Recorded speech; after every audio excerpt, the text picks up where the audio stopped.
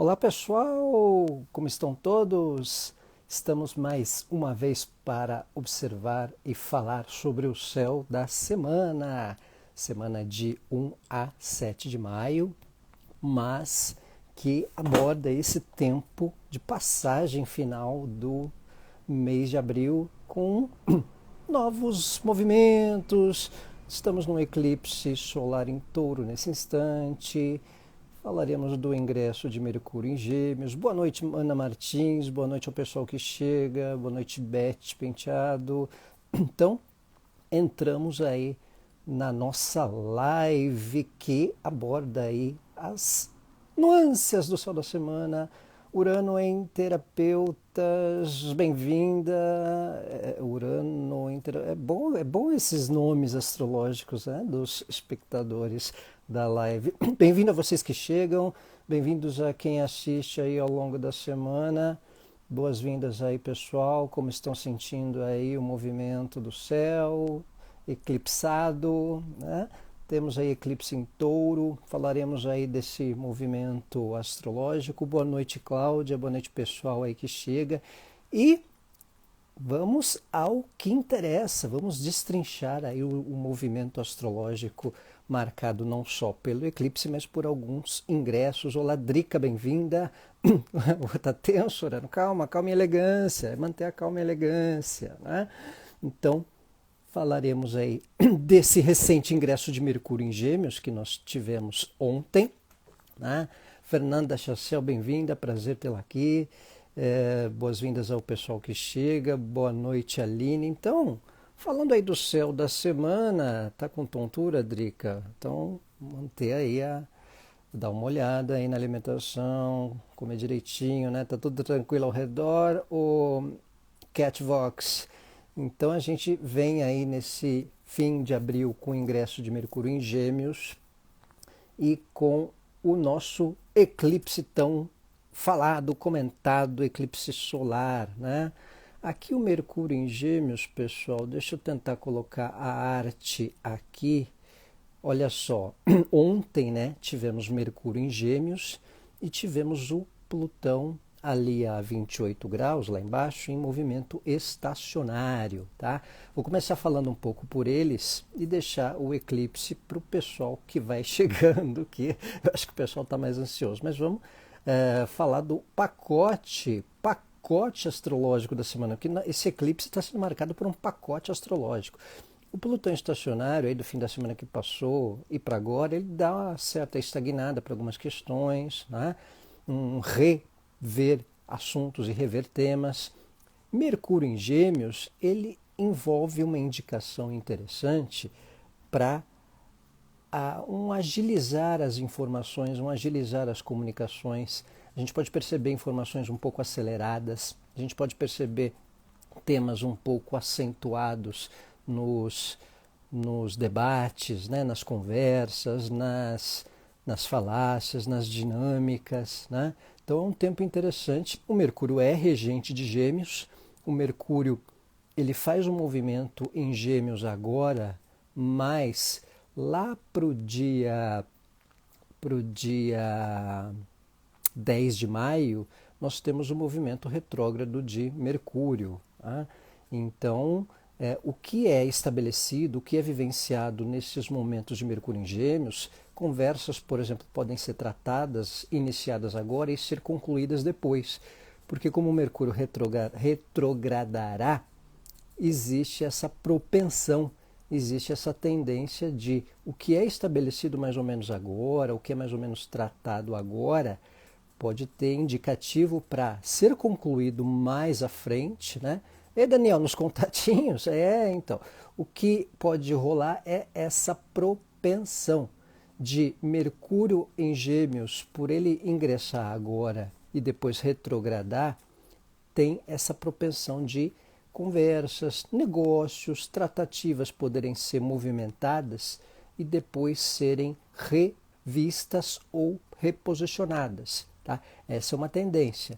Por um lado, pode ser um sentido de completar algo que pode ser estabelecido por agora, mas também algo que pode ser revisto depois em relação ao que comece agora.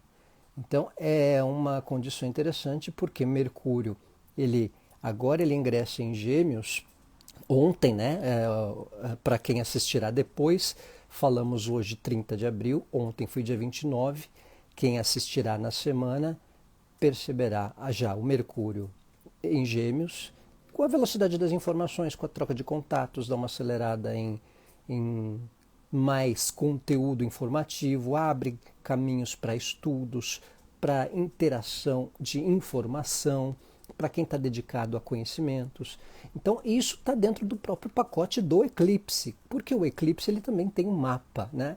E dentro desse mapa do eclipse, o Mercúrio está por Gêmeos, tá? Então por isso que eu já abordo esse movimento de Mercúrio por Gêmeos, porque depois, no dia 10, ele faz a retrogradação, no dia 10 de maio, Mercúrio retrograda, e no dia 22 para 23 ele volta para Touro. Então tem essa ainda, o Mercúrio fazendo o movimento por áreas, pelo chamado graus de sombra, a chamada região por onde ele ficará retrógrado. Então, por isso que é interessante, quem tiver alguma tratativa, alguma coisa para esclarecer, poder dar uma já alinhada agora, seja de informação, checagem de informação, né, para esse tempo de Mercúrio enquanto ele está direto por Gêmeos, porque 10 de maio ali mais ou menos ele retrograda e depois volta para Touro no dia 23. Então, primeiro ponto aí, esse movimento de Mercúrio por Gêmeos, certo? E aí, eu vou tentar movimentar aqui a minha tela, vamos ver se não trava, tá? Para uma ilustração, eu acho que a minha conexão está um pouco, a minha imagem está um pouco ali oscilante, que é do nosso eclipse solar, né? Acho que não vou conseguir fazer uma ilustração aqui, mas vamos tentar pelo menos um visual ali, ó, né? 10 graus de Touro, tá? Rapidinho, e ali a conjunção Vênus-Júpiter também, tá? Então o céu está intenso, tem Mercúrio em Gêmeos, tem conjunção Vênus-Júpiter, né? A conjunção Vênus-Júpiter, essa aqui está visível a olho nu para quem está com o céu aberto de manhãzinha cedo, né? E é um alinhamento Vênus, Júpiter e Netuno na região ali de 24 a 27 de Peixes. Conjunção Vênus, Júpiter, Netuno não acontecia desde início de 97, já tem aí uns 25 anos, tá? Alinhar Vênus, Júpiter e Netuno no mesmo ponto, né? Olá, Maquires, não, para que sair correndo? Calma e elegância, né? Vamos, né, de frente, né? Vamos enfrentar, vamos pular o que tivermos que pular, né? Então, esse alinhamento Vênus, Júpiter e Netuno, ele é interessante porque também é um fator de novo ciclo nessa região de Peixes, tá? Tá bem nessa fase, o terapeuta criativa então, é um tempo de sem essa de todo mundo em pânico. Eu sei que dá uma certa tensão, certo frisson. Parece que a gente... Porque são planetas, quando tem muito alinhamento, gente, quando tem muito alinhamento, parece carrinhos no grid de largada, sabe? Vou colocar aqui, não sei se vocês já viram na corrida, quando tem ali a história do grid de largada, né? Vou ver se eu coloco aqui, olha lá, ó. Vou colocar de novo aqui rapidinho para não travar, olha.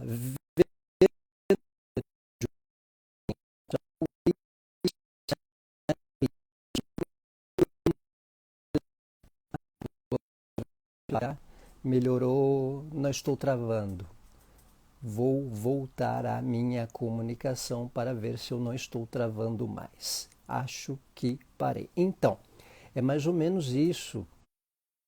Quando há mais de uma conjunção acontecendo, né, existe essa sensação de que tem três juntinho aqui, tem três juntinho ali, parece que eu... sabe os carros no grid de largada? Tem tudo ali amontoado, é mais ou menos isso, porque eles estão num ponto de partida, num ciclo. Voltou, Renata Pina? Voltou? Então, voltando aqui o que eu estava dizendo para quem não entendeu, parece que os carros estão, os planetas estão num grid de largada para iniciar uma volta, para iniciar um ciclo entre eles. Isso significa início de etapa de vida em alguma área. Então, a área de peixes, por exemplo, entre 24 e 27 graus, onde vem intensificada essa conjunção, esse alinhamento Júpiter-Netuno e agora Vênus, né? Júpiter-Netuno é de 13 em 13 anos que volta a acontecer. Vênus, alinhado a esses dois, não acontecia há 25, né? Então, esse é um fator. Então, Daniel, para a questão de peixes, envolve artes, envolve até o visual, tecnologia, né? Então, bastante esse conteúdo. E o eclipse em Touro, ele vem acontecendo a 10 graus numa conjunção com Urano. Eclipse solar em conjunção com Urano, acho que lá desde o ano 2000 que talvez não tinha, né? Eu lembro que, por pesquisa, aconteceu quando a Apple lançou o Mac, lá em 84, um mês antes teve eclipse solar conjunto a Urano. Então, quando há eclipse solar conjunto a Urano, sempre há indicativo de algum impulso tecnológico, alguma aceleração tecnológica, alguma aceleração para o consumo, porque é um eclipse que ocorre em Touro, né? Isso, o Silvânio Ornelas, o eclipse é em Touro a 10 graus, né? Se por exemplo, você diz que é na sua casa 6, a casa 6 é associada a ritmo, a rotina, a saúde, né? Pode identificar alguma questão. Precisa observar, tratar, ou muda o ritmo, vai fazer aquele pilates, retoma um movimento, né? Então, a área onde acontece os 10 graus de Touro, entre 10 e 14, são indicativos marcantes para direções ou para vir à tona esclarecimentos. Boa noite, Vera Lúcia, boa noite, Caia. Pessoal que chega, falamos aí do eclipse solar a 10 graus de Touro conjunto a Urano. Eu lembro que, por pesquisa também, na época lá quando surgiu a União Europeia, 92 também tivemos eclipse em conjunção com Urano, eclipse solar em conjunção com Urano, tá? Então, você comprou 6 livros de uma vez só, ô Amanda, e o eclipse cai na casa 2, aí, tá vendo? É o consumo, né? É o gasto, é o impulso, né? Calma e elegância, garota. Segura a onda financeira aí, porque senão... Mas tudo bem, às vezes 6 livros, se você ler tudo direitinho, se alimentar desses livros, vai ser um investimento valioso, né? Mas calma e elegância, porque se deixar encalhado vai ser prejuízo, entendeu? Então aí, Caia, tudo bem, não tem planeta, mas a casa 9 vê a casa 3, porque o eclipse ele pode fazer oposição, tá? Então, vale observar também se o eclipse faz oposição com o lado oposto, com o lado de Escorpião, porque lá em maio nós teremos outro eclipse por Escorpião, ali os 16 graus. Então, vale aí, até lá a gente fala de novo. Então, gente, a gente tem esse alinhamento em peixes de Vênus e Júpiter mais o Netuno, tá? Muito intenso aí na região dos 24 a 27 de peixes. A área desse mapa marca propensão à transição, a um ritmo novo. Às vezes, as pessoas podem pensar que algo está atrelado ao eclipse, mas não necessariamente. Pode estar atrelado a essa conjunção, essa grande conjunção Vênus, Júpiter, Netuno por peixes também, certo? Então, vale esse atento, essa atenção, tá? Então, Mini Mônica, não tem planetas na casa de Touro, mas o Escorpião na casa 8 e 9 graus. Então, Júpiter e Marte por ali, né? Fazendo oposição, vale uma observação, porque opõe Júpiter e Marte, traz alguns desafios à outra casa, né? Na casa de Touro, então, olha a casa de Escorpião, olha a casa de Áries e olha a casa de Sagitário, que são regidas por Marte e por Júpiter também, certo? Então, bota uma lupa lá, dá uma pesquisada e vê se você está sentindo esses assuntos, né? Ricardo, eclipse na 8 intensifica ainda mais. A casa 8 ela é interessante para pesquisas, ela é interessante para terapias, ela é interessante para questão material junto a cônjuge ou parceiro, parceira, caso você tenha, ou também a questões que envolvam alguns contratempos financeiros, alguns repentes aí, dá uns prejuzinhos de vez em quando, tá? Mas também é interessante para finanças em parceria, também para terapia, para aprofundar algo, né, do lado psicológico, do lado esotérico. Então, atrelado a esse mexer com certos, né, com certas questões íntimas também, que você pode lidar de uma forma diferenciada, vencer certos fantasminhos, porque a casa 8 a gente desapega de certos tabus, né, por aí vai. E a 12 também, né? Então, essa é a questão, tá? Então, gente, é isso. O eclipse solar em Touro vale essa atenção. Como o eclipse ele surge, é um eclipse que na época que surgiu a União Europeia, em 92, né, quando os países, né, se alinharam lá para formar a União Europeia, tinha um eclipse em Capricórnio conjunto a Urano, isso lá em 92, tá? Pesquisa aí que a gente não tem muito o que fazer de vez em quando para falar na live, né, para fazer umas pesquisas, porque a gente sempre gosta de interagir com história associado a acontecimentos astrológicos. Sempre enriquece o nosso papo, né?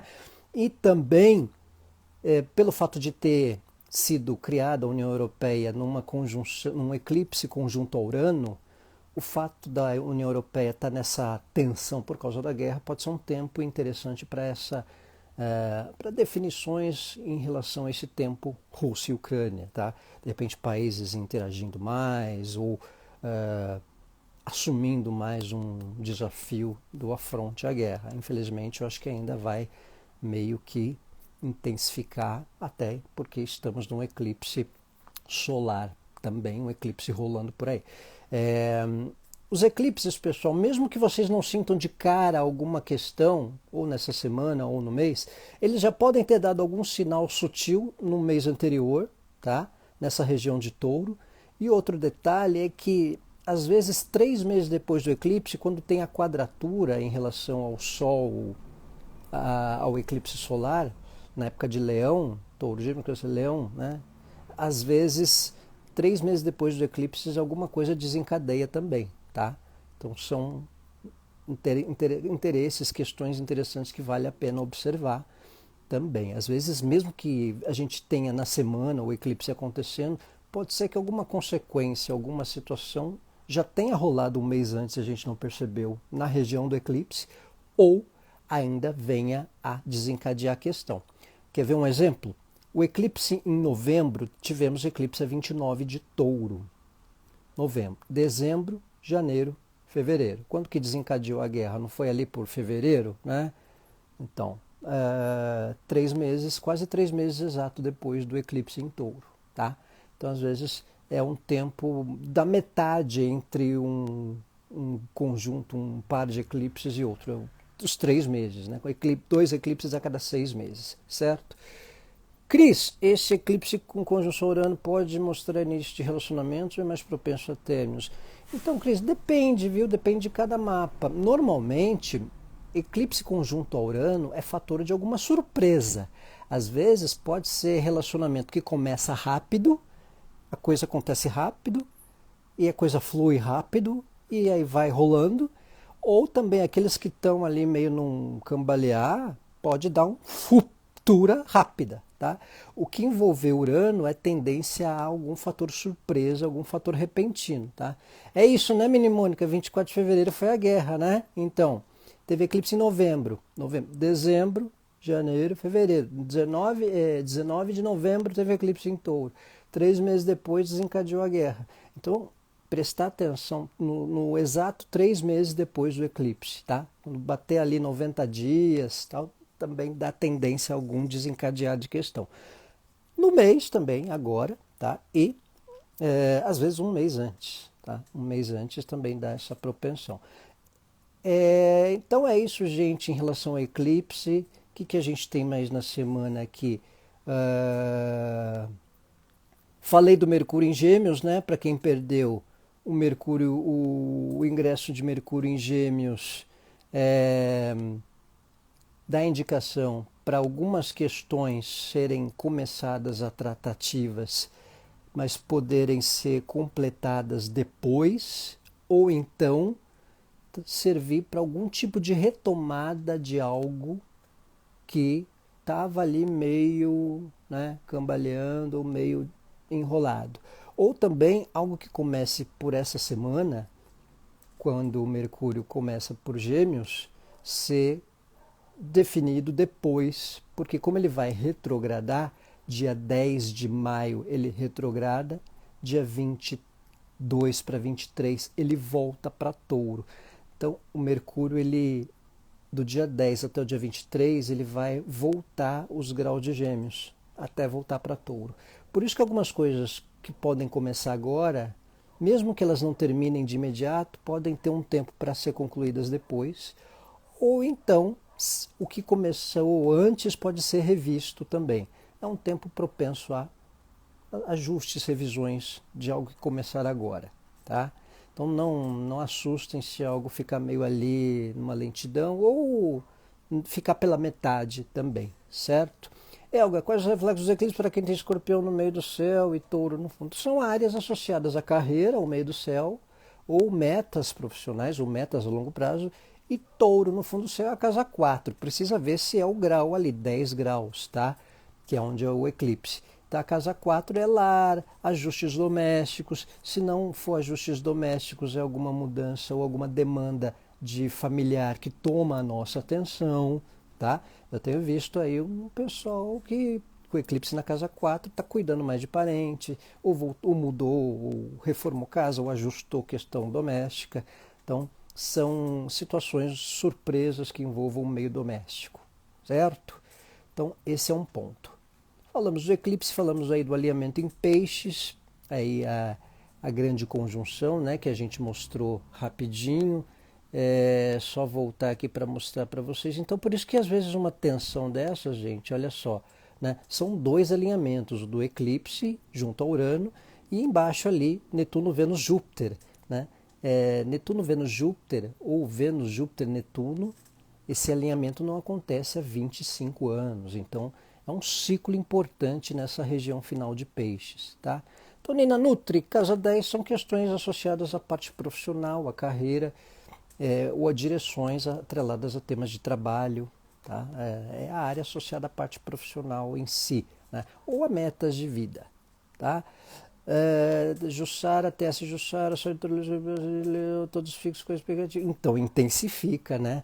Muito, para quem é muito fixo, se é o Sol em Touro e for o eclipse ali perto, é algo associado à identidade, ao que você quer ser, ao que você quer para você, ao que você quer mudar, de repente para você, ou como você quer se apresentar, tá? Então, para taurinos ou para quem tem ascendente em Touro, o eclipse é um desafio, ou até para quem tem nodos, no eixo nodal, nodo norte, nodo sul em Touro, porque tal é a área onde acontecem os eclipses, tá? Nodo norte, nodo sul, cabeça do dragão, cauda do dragão, é a área onde aconteciam os eclipses quando a gente nasceu. Então, quem tem nesse eixo Touro e Escorpião, ou quem tem Sol Touro, ascendente em Touro, quem é muito fixo, tá nessa vibe de querer mudar postura ou querer mudar o modo como se apresenta ou como se coloca, né? Uma autoavaliação de posicionamento, né? Um certo orgulho diferente, né? Não quer ser mais ou não quer se posicionar mais como era em relacionamento ou no trabalho ou na família, tá? Esse é um ponto marcante, tá? Então, pessoal, temos em dia 2, agora segunda-feira, Vênus em Áries. Aí, mais uma novidade, mais um ingresso, olha só. Vênus em Áries na segunda-feira, ali, ó. Vênus em Áries, tá?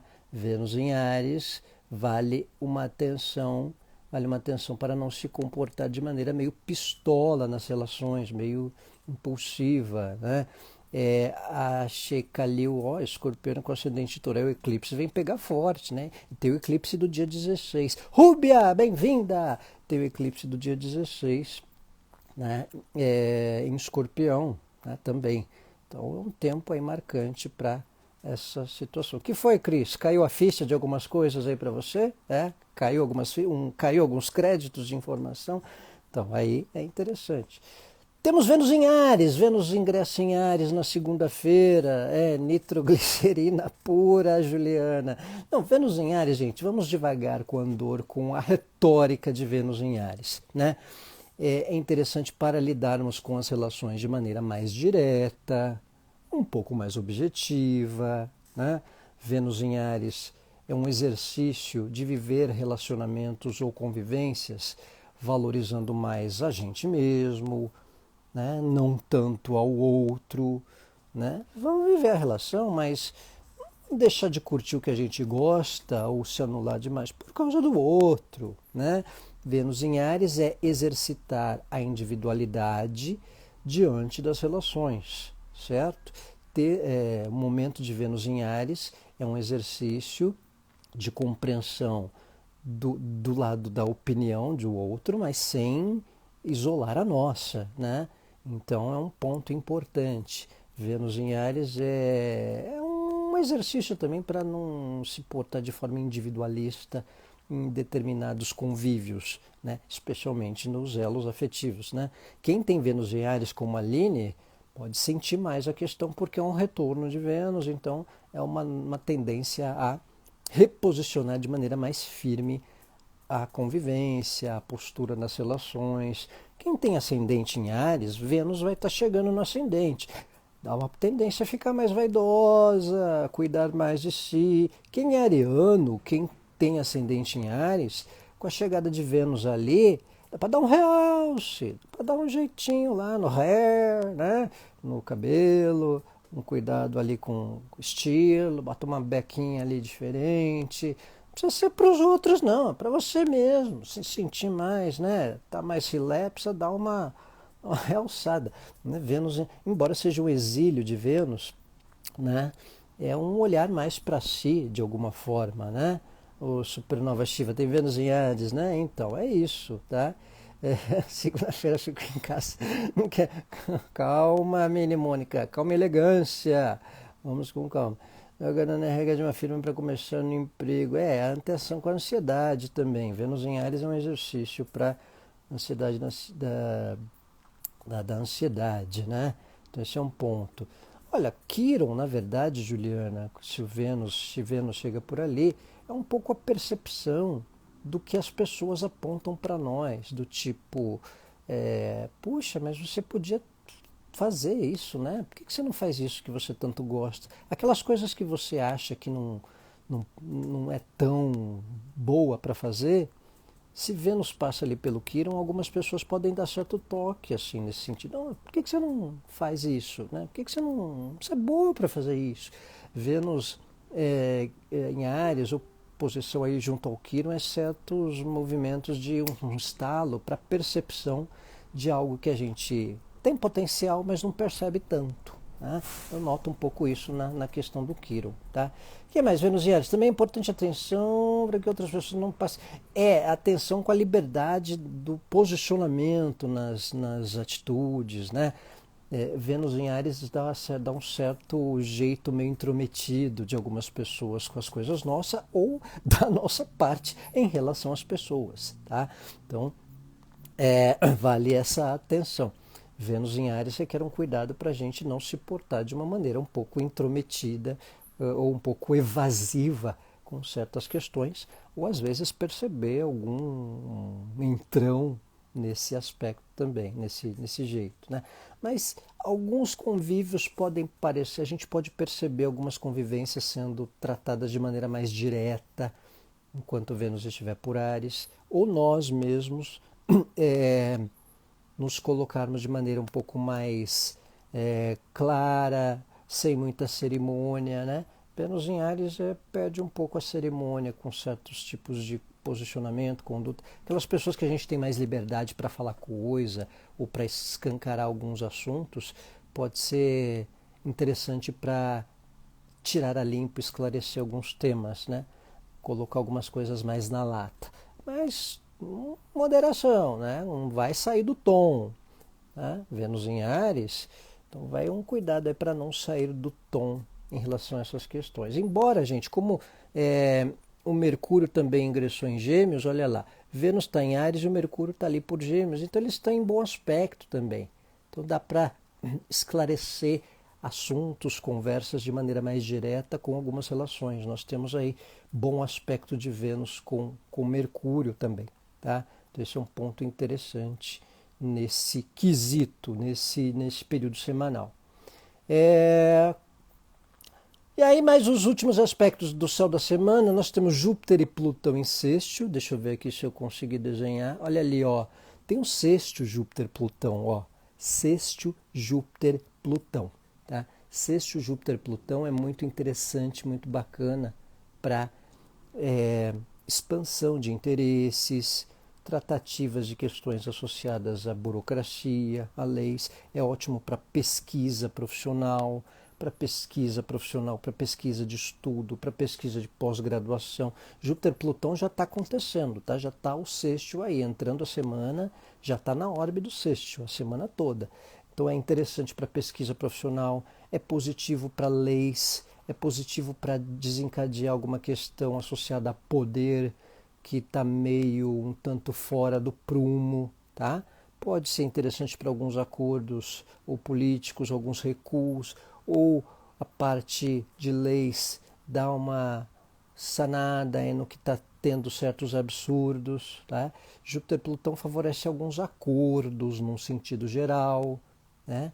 E também absorver mais conhecimento, ter contato com professores, com mentores, pessoas que dão uma certa diretriz de mentoria para o nosso trabalho ou para nossos estudos, para quem está fazendo especialização pós. Sexto Júpiter-Plutão é muito positivo para uma expansão de saber e também para definir alguma questão de leis que afronte tabus.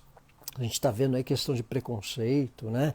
De discriminação, racismo, embate muito forte até no Brasil, né? A questão de estádios tendo alguns absurdos de manifestações racistas, de preconceituosas. Júpiter-Plutão pode ser alguma reação coletiva ou de alguma legislação que dê alguma rédea, algum sinalzinho aí para dar uma segurada na onda dos absurdos que estão rolando por aí, né?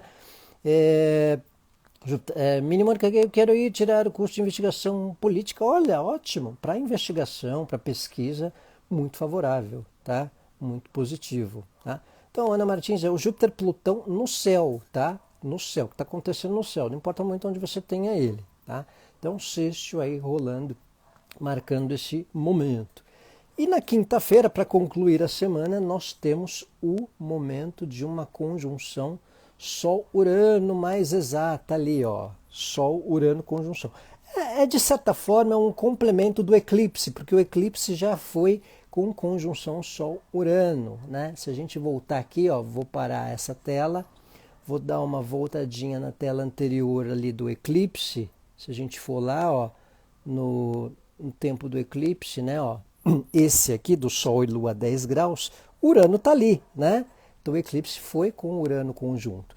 Então, Sol-Urano, conjunção Sol-Urano é mais exata na quinta-feira, mas ela já está em vigor, já está ali sendo percebida em função de ter acontecido junto ao eclipse a 10 graus de touro, né? Na órbita, na tolerância da conjunção com Urano, que está a 14, 4 graus de diferença, muito perto para a conjunção. E isso é positivo num contexto de acelerar questões que envolvam inovações, que tirem um pouco do padrão. Esse eclipse conjunto a Urano, pessoal, ele é interessante na questão de desafio para sairmos de padrão, para quebrarmos algum contexto de tradição. Isso pode envolver parte profissional, parte familiar. É interessante para quem está numa vontade de libertar de padrão. Então, para quem deseja inovar no trabalho ou inovar em algo no estilo de vida ou a sair de certa mesmice de um bom tempo que já vem tendo, esse momento de eclipse conjunção a Urano, ele é positivo no sentido de um certo quebrar paradigma, o quebrar algo de padrão que a gente vem ali meio preso há um bom tempo, tá? Pode ser um pouco devagar, porque em touro, né? Às vezes não é que a gente é muito apegado a certos valores ou a certos costumes. Então, quando acontece um eclipse conjunto a Urano, é uma espécie de percepção de que precisa acelerar precisa de uma urgência para resolver questões ou desapegar de padrão, mas não necessariamente que vá ser assim, né, da noite para o dia, mas pode acelerar questões, pode acelerar interesses para sair de um padrão profissional, de um padrão de objetivo, tá? Bem-vinda, Cris! Chegou no fim da festa. Então temos essa questão dessa conjunção Sol-Urano e também do próprio eclipse ter ocorrido na conjunção Sol-Urano. Então, tem esse fator que eu disse no começo da live.